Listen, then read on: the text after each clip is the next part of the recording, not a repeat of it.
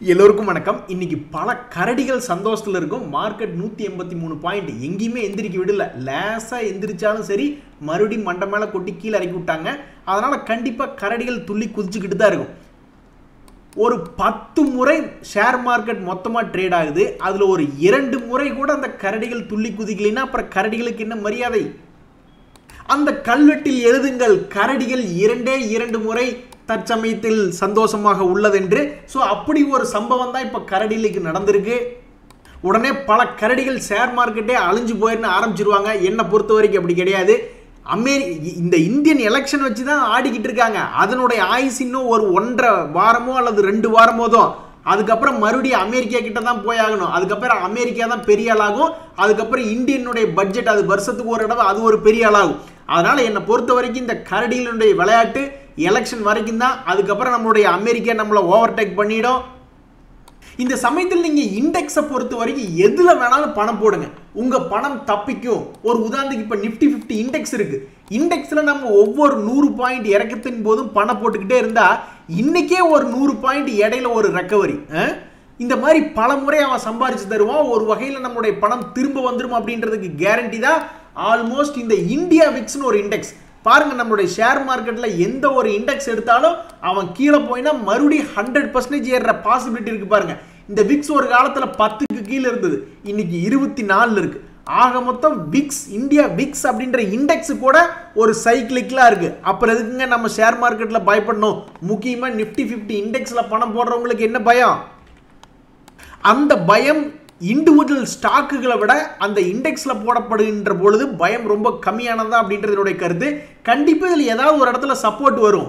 எங்க வராம போயிடுமா? இன்னைக்கு கூட பாருங்க, எஃப்ஐஸ் வந்து மிகப்பெரிய அளவில் செல் பண்ணியிருக்காங்க. 5841 கோடி, 6000 கோடின்னு வச்சுங்களேன் கேஷ் மார்க்கெட்ல. இருந்தாலும் என்ன பயம்? அதுக்கு கவுண்டர் பண்றதுக்கு நம்மளுடைய டிஐஸ் குத்துக்கல்லாட்டு உட்கார்ந்துட்டு இருக்கும்போது எங்க டிஐஸை தாண்டி எங்க மார்க்கெட்டை தொடரா அப்படின்ற மாதிரி நம்ம சொல்றோம். அவன் தொட்டுட்டான், 180 பாயிண்ட் காணும். பட் இருந்தாலும் நம்மளுடைய ஷேர் மார்க்கெட்ல எவ்வளவு தூரம் இறங்கினாலும் அந்த இடத்துல லேசா குஷன் பண்றதுக்கு டிஐஸ் இருக்காங்க.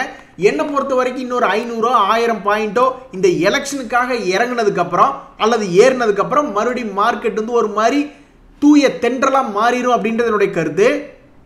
இப்போ நம்ம ஒரு 2 ஷேர்களை பார்க்க போறோம். இந்த 2 ஷேர் ஏதாவது ஒரு ரெக்கவரியாகி மேலே வருவானா? இந்த 5 ஸ்டார் அப்படின்ற ஒரு ஷேர்.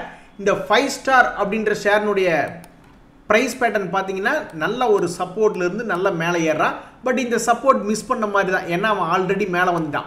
மேலே வந்ததுக்கப்புறம் மறுபடியும் இப்போ இந்த ஹையர் ரேஞ்சிலேயே ஒரு சப்போர்ட் எடுத்து திரும்புவது போல் காட்டுறான். இன்னைக்கு பார்த்தீங்களா, ஒரு சப்போர்ட் எடுத்து திரும்புவது போல் காட்டுறான்.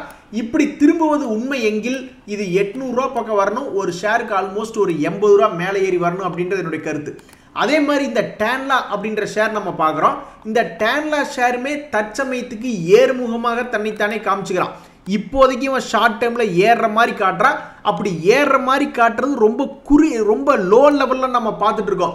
ஒரு 6 மாதம் கழிச்சு திடீர்னு 1300 ரூபா இருந்ததுன்னா அதுக்கு என்ன காரணம் அப்படின்னா இவன் இந்த மாதிரி ஒரு லோ ரேட்ல யூ டர்ன் போட்டான் அப்படின்றதா காரணமா இருக்கும். நானாலே நீங்க நினைச்சிட்டு இருந்தேன் மார்க்கெட் இறங்கிட்டு இருக்கு, உடனே டிஃபென்சிவ் ஸ்டாக்ஸ் எல்லாம் மேலே தூக்கி உட்கார வச்சிருவாங்க அப்படின்ட்டு. ஐடிசி எல்லாம் ஒரு 2-3% ஏறிடுமோன்னு நினைச்சுக்கிட்டு இருந்தா அவன் பெருசா ஏறல. 2 ரூபா தான் ஏறி இருக்கு, 431 ரூபாயில இருக்கு.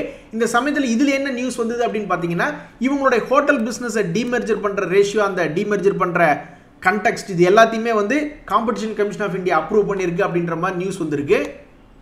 நண்பர்களே, இந்த ஏசிசி அம்புஜா சிமெண்ட் இதுவும் அதானி குரூப் பங்குகள் தான். ஸோ எலெக்ஷன்ல இது ஜெயிக்கிற ஐயோ நான் வேற ஏதோ சொல்ல போயிட்டேன். அதாவது இந்த எலெக்ஷன் சம்பந்தப்பட்ட எலெக்ஷனுக்கு பிறகு ஏதாவது ஷேர்கள் இது ஏறுற மாதிரி இருந்தால் இந்த ஏசிசி அப்படின்றது கரெக்டாக ஒன்று ஒரு டேர்னிங் பாயிண்ட்ல கொண்டு வந்து நிறுத்தியிருக்கான். என்னைக்குமே நீங்க பாத்தீங்கன்னா ஒரு ஷேர் தன்னுடைய லாங் டேர்ம் ரெசிஸ்டன்ஸை உடைச்சதுன்னா நல்லா மேல் நோக்கி வரலாம். அப்படி உடைக்கிறதுக்கு ஏதாவது பெரிய அளவில் நியூஸ் வரணும். டாடா குரூப்புக்கெல்லாம் நியூஸ் வந்துச்சு, டாடா இன்வெஸ்ட்டுக்கு வந்துச்சு, டாடா மோட்டர், டாடா ஸ்டீல்லாம் வந்தது. அதே மாதிரி இந்த ஏசிசி அம்புஜா அந்த இடத்துக்கு வருதா அப்படின்றது தெரியல. பட் ஜென்ரலாகவே ஷேர் மார்க்கெட்டில் ஏஜிஎம் ரிலேட்டடான நியூஸ்கள் வரும்போது அதுக்குள்ள ஒரு ட்ரிகர் கிடைக்கும். ஸோ அப்போ ஜூன் 26 அன்னைக்கு இந்த 2 ஷேர்களினுடைய ஏஜிஎம் நடக்குது. அதைய பேஸ் பண்ணி இந்த மாதிரி டாப்புகளை உடைக்கிறாங்களா இல்லையா அப்படின்றது இனிமேல் தான் தெரிய வரும். நண்பர்களே, இந்த REC லிமிடெட் அப்படின்ற ஷேர் ஆல்ரெடி உச்சத்தில் இருக்கு. பொதுவாகவே ஃபண்ட் ரைசிங் அப்படின்ற நியூஸ் வந்துச்சுன்னா அந்த ஷேர்களுக்கு பாசிட்டிவ் மொமெண்டம் இருக்கு. அச்சோ இவன் வேற உயரத்தில் இருக்கானே, இவன் இது கீழே இறங்கிடுவானோ அப்படின்ற மாதிரி ஷேர் மார்க்கெட் நினைச்சு கொண்டு இருக்கக்கூடிய நேரத்தில் மேபி இந்த நியூஸ் அவனுக்கு ஒரு 2-3 நாள் ஹெல்ப் பண்ணலாம். நண்பர்களே, நான் இன்னைக்கு சில பழைய வீடியோக்கள்லாம் எடுத்து பார்த்துக்கிட்டு இருந்தேன். இப்போதான் நான் ரியலைஸ் பண்ணுறேன், நம்ம பிரேக்கிங் நியூஸ் அல்லது ரொம்ப முக்கியமான நியூஸாக பார்த்து செலக்ட் பண்ணி ஸ்டாக்குல அந்த நியூஸ்களை நம்ம எடுத்துகிட்டு வரோம். அதுக்கப்புறம் இப்போ தான் நான் பார்க்குறேன், அது ஒரு குறிப்பிட்ட டேர்னிங் பாயிண்டில் நாம் பார்க்குறோம். அதுக்கப்புறம் ஒரு குறுகிய கால அளவில் ஒரு 3 மாதத்துக்குள்ளேயே 20-30% எல்லாம் மேலேயோ கீழேயோ ஏறி இறங்கக்கூடிய சக்தி இருந்ததை நான் அந்த ஷேர்களை பார்த்தேன். ஆனால் சத்தியமாக அது எந்த பக்கம் அப்படின்றத பற்றி நம்ம பேசுறது கிடையாது, அதை கணிக்கவும் ரொம்ப கஷ்டம். ஆனால் கரெக்டாக அந்த டேர்னிங் பாயிண்ட் லெவலிருந்து 30% எல்லாம் அசால்ட்டாக ஏறி இறங்க பல ஸ்டாக்குகளை நான் பார்த்துக்கிட்டு இருந்தேன். அதனால் என்னை பொறுத்த வரைக்கும் என்னென்னா, நீங்கள் ஏதாவது ஒரு 20-30% ஏறி இறங்கக்கூடிய ஸ்டாக்குகள் எங்கே இருக்குது அப்படின்ற மாதிரி தேடினீங்கன்னா, எனக்கு என்னமோ இந்த வீடியோக்களில் சொல்லப்படுகின்ற நியூஸ்களுடைய ஸ்டாக்குகள் நீங்கள் எடுத்து பார்த்தீங்கன்னாவே அந்த மாதிரி ஈஸியாக வாட்ச் லிஸ்ட் கிடைக்குமோ அப்படின்ற மாதிரி எனக்கு தோணுது. அந்த ஸ்டாக்குகளில் மேலே போகிற ஸ்டாக்காக பார்த்து கண்டுபிடிச்சு எடுக்கிறது உங்களுடைய திறமை தான். அப்படி நீங்கள் கண்டுபிடிக்கிறது நடக்குதுன்னா கமெண்ட்டில் போடுங்க. உங்களுடைய சக்ஸஸ் ரேஷியோவை எல்லாருமே யூஸ் பண்ணிக்கலாம். நண்பர்களே, இந்த AU பேங்க் அப்படின்ற ஒரு ஷேர், இவனுடைய மூவ்மெண்ட் பார்த்தீங்களா, விட்டு கொடுக்க மாட்டேங்கிறான், விடா கண்டனாக இருக்கிறான். மார்க்கெட்டே கும்பாப்பாடுது, இருந்தாலும் இவன் வந்து விடா கண்டனாக இருக்கான். எல்லாமே இன்ச்சு தாங்க, எல்லாமே ஒரு சின்ன சின்ன இன்ச்சு தான். இப்போதைக்கு இவன் வந்து இந்த லோ ரேட்லேருந்து சப்போர்ட் எடுத்து 1 இன்ச் ஏறி இருக்கான். டபக்குன்னு அடுத்து வரக்கூடிய 2-3 வாரங்கள்லையோ அல்லது 2-3 மாதங்களையோ இன்னொரு 2 இன்ச் ஏறிட்டானாக்கா அப்புறம் ஆல்மோஸ்ட் 800 வந்துருவா. ஓஹோ, அப்போ இவன் 4-5 வருஷமா பண்ணது தான் இந்த வருஷம் பண்ணா அப்படின்ற மாதிரி நம்ம கட்டுரையில் எழுதிடலாம். நண்பர்களே, ஷேர் மார்க்கெட் இறங்கி கொண்டு இருக்கக்கூடிய இந்த சூழ்நிலையில தான் நான் இன்னைக்கு ஒரு விஷயத்தை உணர்ந்தேன்.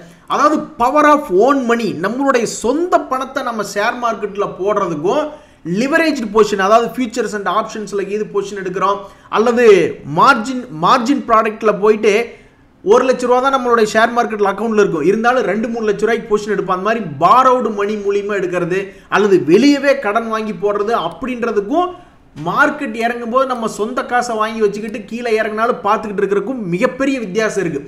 நம்மளுடைய மனசில் மிகப்பெரிய தைரியம் கொடுக்கறது என்னென்னா, நம்ம சொந்த காசை போடும் பொழுது தான். நண்பர்களே, என்றைக்குமே நியூஸ் இம்பார்ட்டன்ட். இந்த IIFL ஷேர் அப்படின்றது நான் போய் பார்க்குறேன். டெக்னிக்கலி அவன் ஏதோ இன்னைக்கு திரும்புகிற மாதிரி காமிக்கிறான். இந்த 6 மாத லெவலில் பார்த்தீங்கன்னா அவனுடைய ஃபாலை வந்து 300 ரூபாயில் நிறுத்தி இப்போ 410 ரூபாயில் ரொம்ப ஸ்ட்ராங்காக நிற்கிற மாதிரி இந்த IIFL ஃபினான்ஸ் காமிச்சாலுமே, இன்னொரு நியூஸ் நான் என்ன படிக்கிறேன்னா, அவங்களுடைய ரிசல்ட்ஸ் வந்து கொஞ்சம் டிலே ஆகுது. அதுக்கு சில காரணங்கள்லாம் இருக்குது, பட் இருந்தாலும் டிலே ஆகுது அப்படின்ற ஒரு நியூஸ் படிக்கும்பொழுது என்னை பொறுத்த வரைக்கும் இது போன்ற சம்பவங்கள் இருக்கும்பொழுது நம்ம அது போன்ற டேர்னிங் பாயிண்ட் இருக்கக்கூடிய ஸ்டாக்குகளை தவிர்த்துறது நல்லது. இந்த மெட்ரோ பிராண்ட் அப்படின்ற ஷேர்லாம், இந்த பேட்டா இந்தியா ஆகட்டும், கேம்பஸ் ஆகட்டும், இதெல்லாம் கீழே போயிட்டு இருக்கீல. இந்த மெட்ரோ பிராண்டெல்லாம் வந்து நல்லா மேல் நோக்கி இருந்த ஷேர், இன்னைக்கு கேம்பஸ் எல்லாம் நல்லா மேல் நோக்கி வந்த சமயத்தில் இந்த மெட்ரோ பிராண்டும் ஒரு மாதிரி பிரேக் அவுட் ஆகுவானா, நல்லா மேலே வருவானா அப்படின்ற எதிர்பார்ப்பு வருது. ஸோ இந்த மெட்ரோ பிராண்ட் ஷேர் யாராவது வச்சுருக்கீங்க அப்படின்னா கொஞ்சம் பயத்தில் இருந்திருப்பீங்க, மேபி ஹையிலிருந்து கீழே போயிடுவானா அப்படின்ட்டு. ஸோ இப்போதைக்கு டெக்னிக்கலி என்ன ஒரு நியூஸ் வந்துருக்குதுன்னா, ரொம்ப ஷார்ட் டேர்மில் தற்சமயத்துக்கு அப்பர் ரெண்டு கிட்ட வந்திருக்கான். இங்கே பிரேக் அவுட் ஆகிறானா இல்லையா அப்படின்றது ரொம்ப முக்கியம். பிரேக் அவுட் ஆகிட்டா கொஞ்சம் சந்தோஷம்தான்.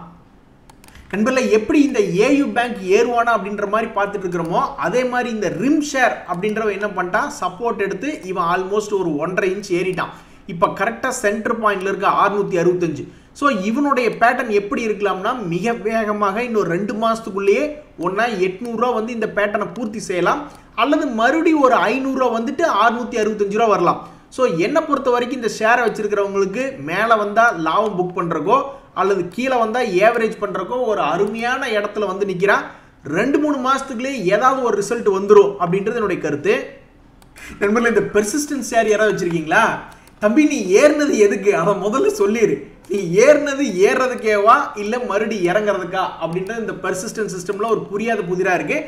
அவன்லாம் டெக்னிக்கலி பார்க்குறதுக்கு ஒரு U-turn போட்ட மாதிரி தான் இருக்கான், ஒரு பிரேக் அவுட் ஆன மாதிரி தான் இருக்கான். பட் இருந்தாலும் இது மேலே இங்கிருந்து இவ்வளோ தூரம் 300 ரூபா பக்கம் ஏறி வந்துட்டானே, அது தொடர்ந்து ஏறுமா அல்லது மறுபடியும் ஒரு 300 ரூபா வரைக்கும் கீழே இறங்கிட்டு அப்புறம் ஏறுமா அப்படின்றது நம்மளுக்கு தெரியல.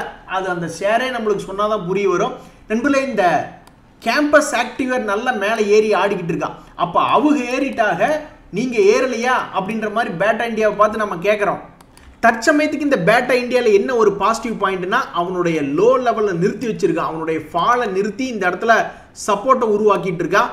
மேபி ஓரளவுக்கு ஒர்க் அவுட் ஆச்சுன்னா எப்படி 2023 நிற்காம ஒரு ஷேருக்கு 400 ரூபா ஏறினானோ அதே மாதிரி நிற்காம ஒரு 400 ரூபா ஏறக்கூடிய வாய்ப்பு இருக்கிறதா நான் பார்க்குறேன். மண்ணை தொட்டு கும்பிட்டுட்டு பொட்டொன்னு வச்சுக்கமா அப்படின்ற மாதிரி இந்த யூபிஎல் ஷேர் நீட்டி படுத்துட்டான். அவனால் எவ்வளவு சாஷ்டாங்கமாக படுக்க முடியுமோ அந்த அளவுக்கு படுத்துட்டான். பட் இருந்தாலும் இந்த யூபிஎல் ஷேரில் இவ்வளவு தூரம் வீக் ஆனதுக்கப்புறம் ஒரு சப்போர்ட்டு எடுத்து கீழே இறங்கின ட்ரெண்ட் அப்படியே திருப்பி ரிவர்சல் வாங்கி உள்வாங்குறான். எப்பவுமே இப்படி ரிவர்சல் வாங்கி உள்வாங்குற ஷேர்களுக்கு கொஞ்சம் சக்தி வர்றது இயற்கை தான். அந்த வகையில் இந்த 517 ரூபாயிலிருந்து அப்படியே மேலே ஏறி இன்னொரு 6 மாதம் கழிச்சு பார்க்கும்போது 720 ரூபா வந்துட்டான்னா ரொம்ப சூப்பர் தான். அடுத்து நம்ம பார்க்கக்கூடிய ஷேர் ரொம்பவுமே ஓவராக ஆடி இருக்காங்க. வாட் அ அமெரிக்கன் இங்கிலீஷ் அப்படின்ற மாதிரி நான் ஒரு ஹாலிவுட் டைட்டில் மாதிரி சொல்கிற மாதிரி, mister Hudson why are you doing wild behavior in stock price அப்படின்ற மாதிரி அந்த ஹட்சன் இன்னைக்கு ஆரம்பிச்சதுலேருந்து பார்த்தீங்கன்னா 1119 ரூபா. எங்கே நேற்றத்தை க்ளோஸ் வந்து 1119 ரூபா, இன்னைக்கு க்ளோசிங்கில் போய் பார்த்தோம்னா 1024 ரூபாயில் இருக்கான்.